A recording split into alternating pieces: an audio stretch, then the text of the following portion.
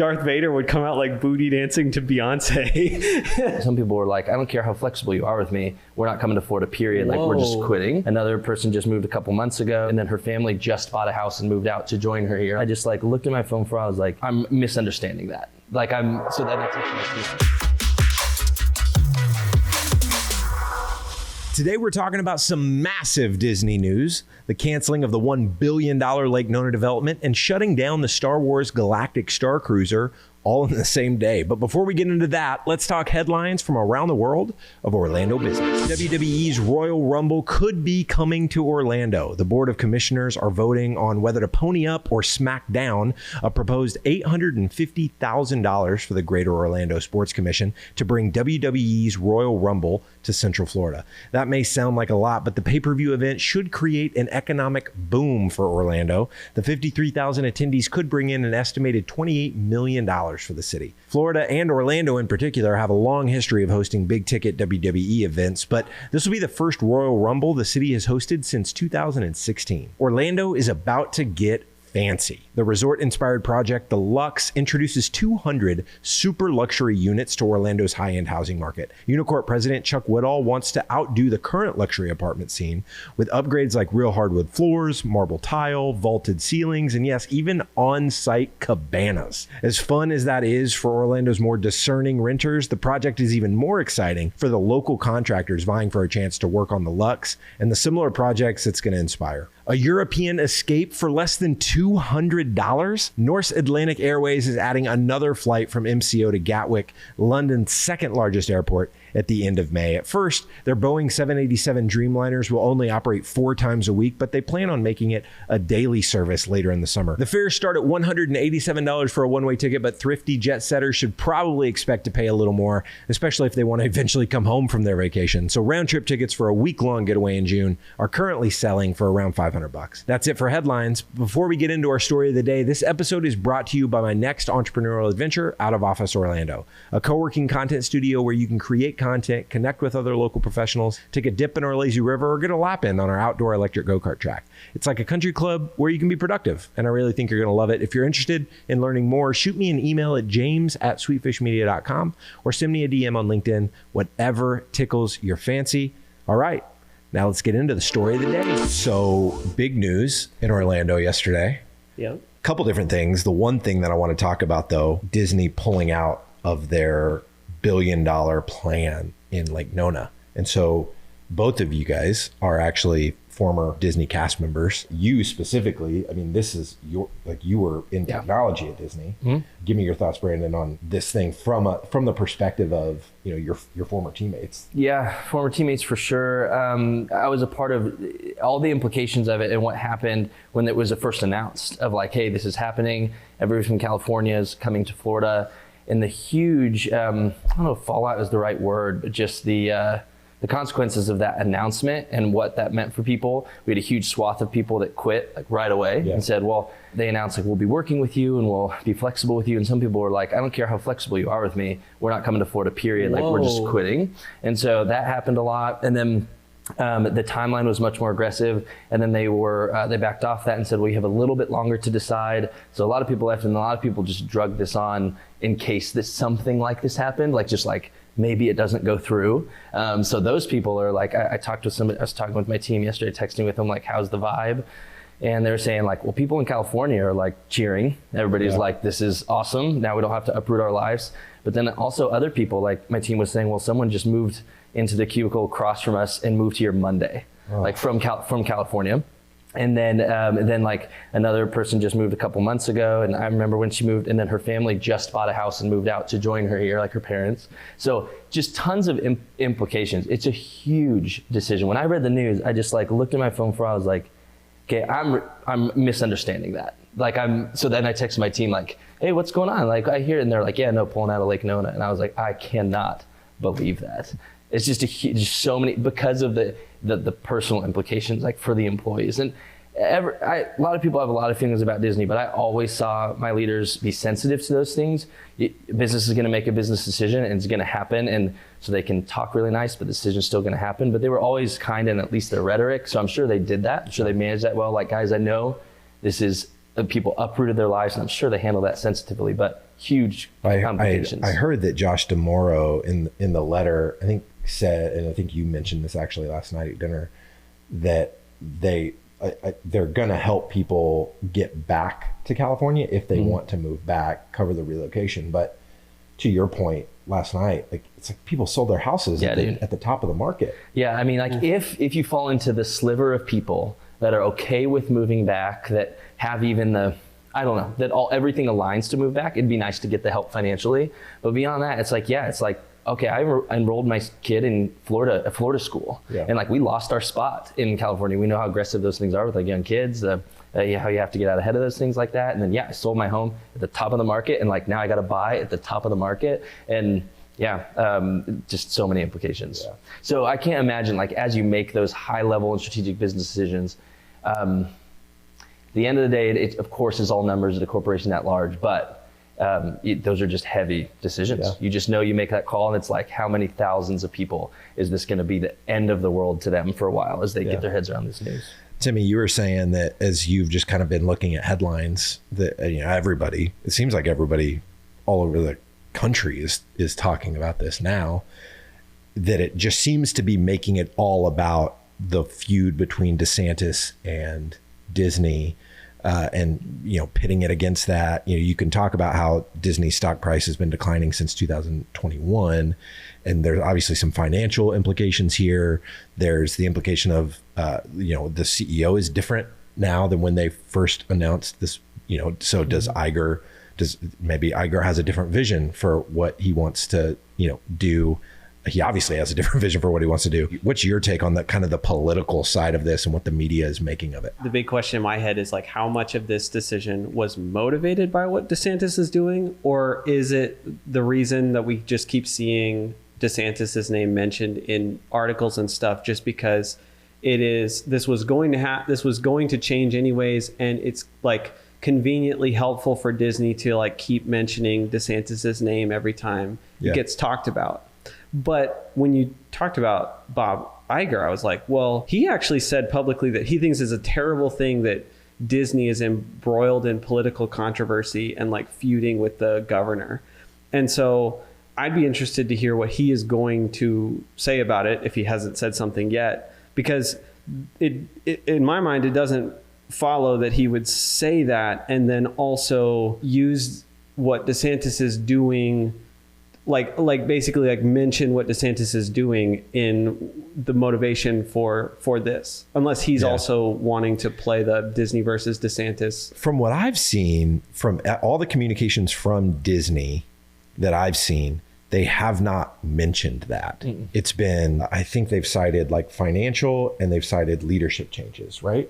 I don't recall the leadership, but they talk. I've heard a lot about. And obviously the underlying. I mean, we've all been very aware of what's going on politically. You think that it actually does have a lot to do with. Yeah, and I don't have data on that. I don't have like here's why. I just can't imagine it doesn't. It's just the feud and what they've been feuding about and the things that DeSantis has been pushing for.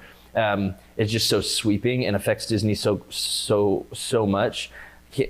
Of course, it was part of the decision. Was it the reason for the decision? I don't know, but I would not be surprised. How much do you think what they have done to affect Disney would have affected the Lake Nona thing? Yeah, good question. That'd be a really helpful question to see. And like, if you really cared about it, to chart that out and say like, all right, what things actually, what implications would actually happen? And like what would even affect that? I don't know. It could be very little or none, but yet still the DeSantis thing is a reason, or at least a driving force behind it, because that's just, you're just building on shaky ground. And it looks like that. And it's like, well, the base that elected DeSantis would ostensibly elect the next person. And then it's just, I don't know, it would just shake your confidence, I would think. Do you think they're looking at this and going like, maybe this is not the place that we want to invest in? Maybe, man. I mean, it's a huge, it was because huge, the government is hostile towards us.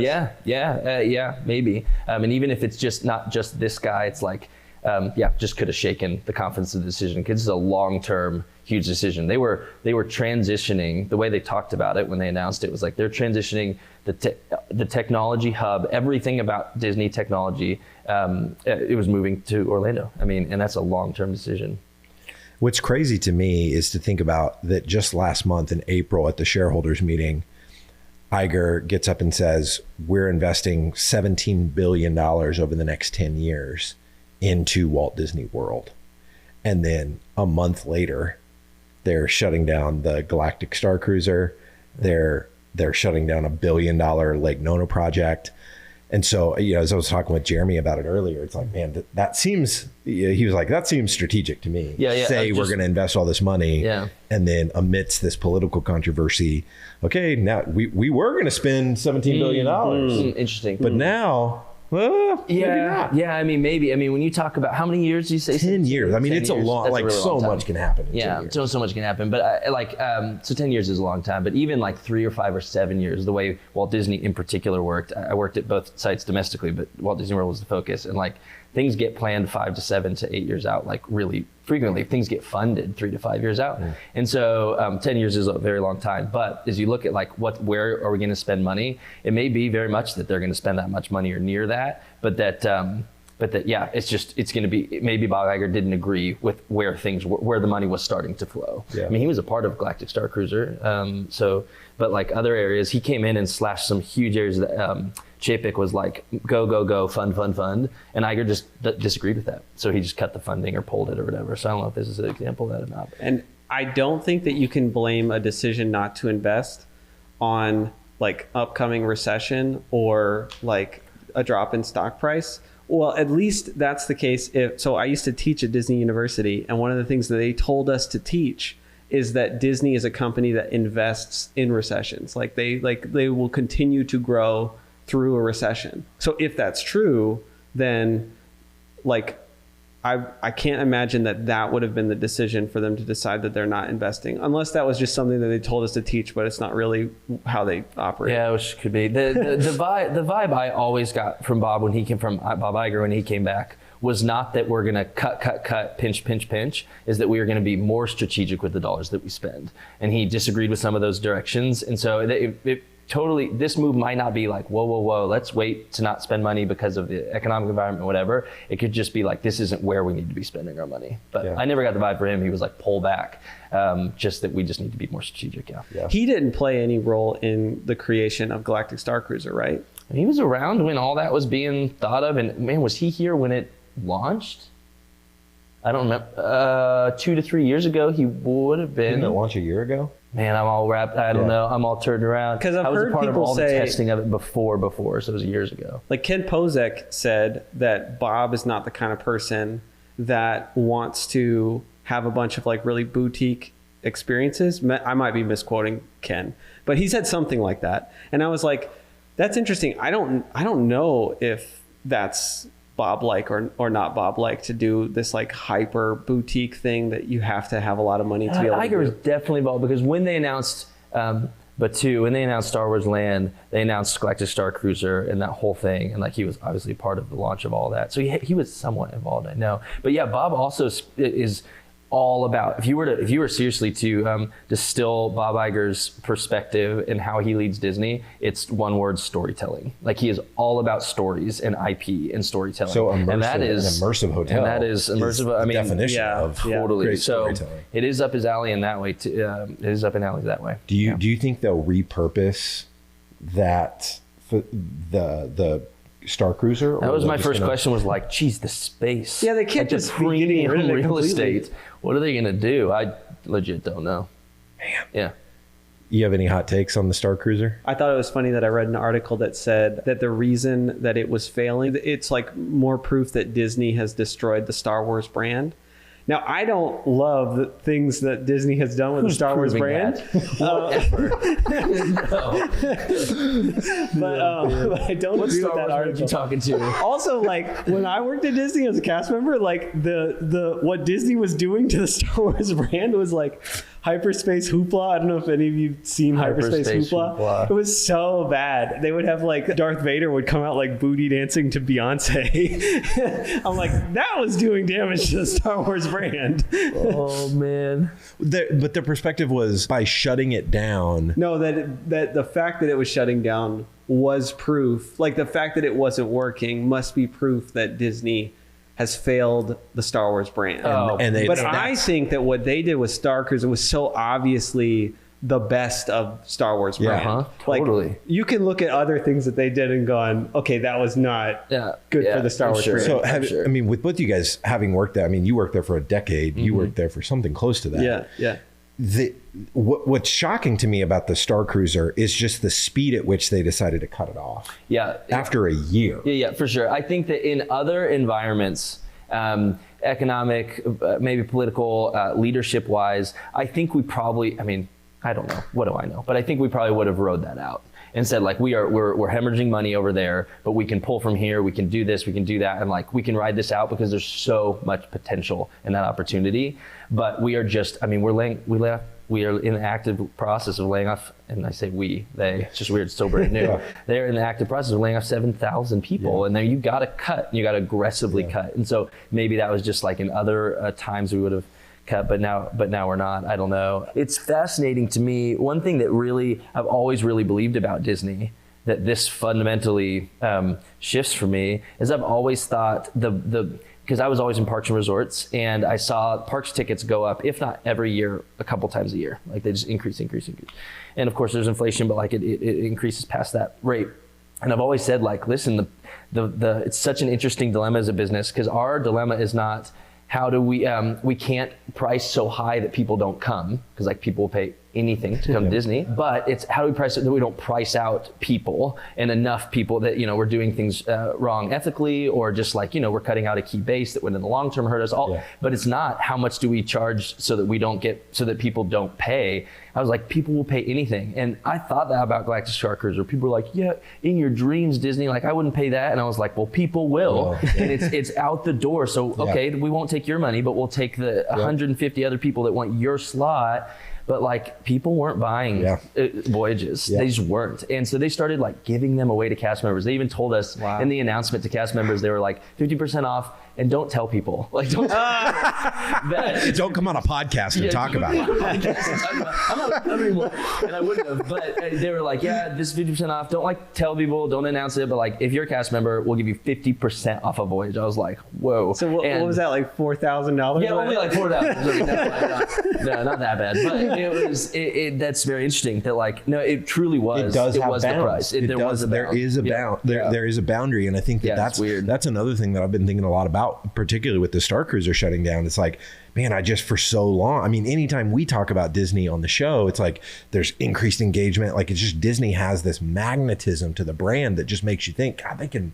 And the price of their admission is going up and up and up and up, and it's like, man, there is no limit to what Disney can do, because the brilliance of what they did in building storytelling at the core of the business, creating this IP that creates raving fans, and then you can sell countless things on the back of the beloved IP that they've created. And this to me was just like, oh, it does have limits.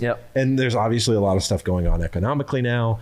But that was such an incredible decision they made. Yes, there's economic, but it was happening. Like, people weren't paying for voyages. So that, I mean, I guess you could say economically people didn't have the money to pay potentially, but like, that's not necessarily the case economically right now. It's like, it was happening. People were not paying for voyages. We made a decision based on that fact, but that was a fact. It's crazy.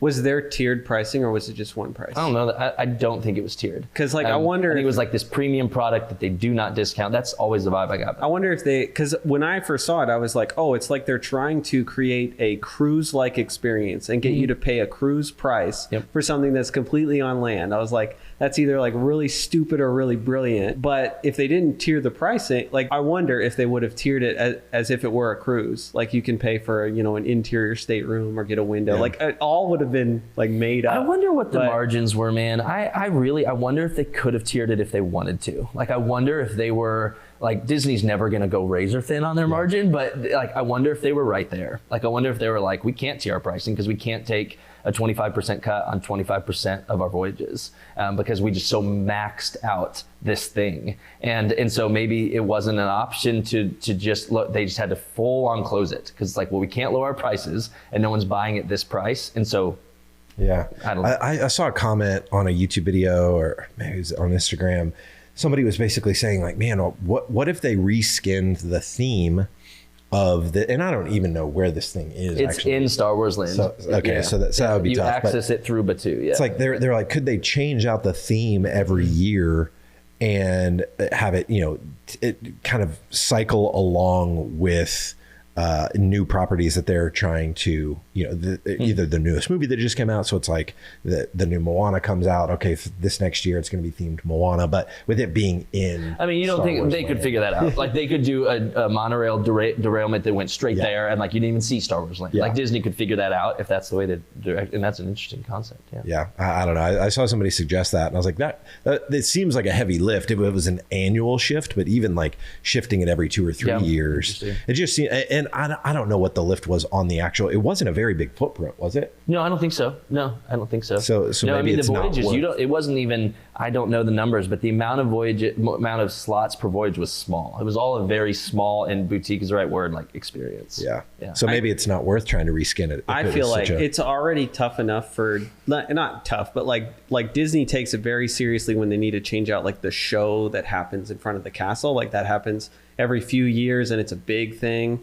So like I can't imagine it being just an easy thing to be like, oh, we're just gonna make this themed Moana now, hiring all kinds of new like character performers. And well, that's the point that this person was making was, if you skin it differently, theme it differently, can you then rip out some of the cost? Because one of the reasons that Disney had to charge so much is because the amount of staff that they had to have to create the experience staff. They want, specialized staff, the food. Like, could they rip out some of those elements, make it less intense from a cost perspective, drive down the consumer cost, and then actually fill this thing up? I feel like if Star Wars couldn't sell it, I can't imagine. Moana's not going to sell it. Yeah, like, what's the next best thing? Maybe like Frozen, not going to sell it. Yeah, maybe I don't know. Maybe Frozen. Frozen would be their only other chance. Probably wouldn't do Frozen 3-day voyages with incredible immersion. It might be if they did something like that. I'm sure it would be a pulled back thing. But all right, so I'm going to spur this one on you. We close out all of our episodes. I usually share one of my favorite people, places, or things to close out the episode. So I want you to think about one of your favorite people, places, or things. Give it to me, Timmy. The Skyliner. It's one of my favorite things to do at Disney that's like free and fun. Okay. So like my wife and I will do date nights where we'll go park at Boardwalk, shop around at Boardwalk, get on the Skyliner, ride it all the way to Art of Animation, get out, enjoy Art of Animation.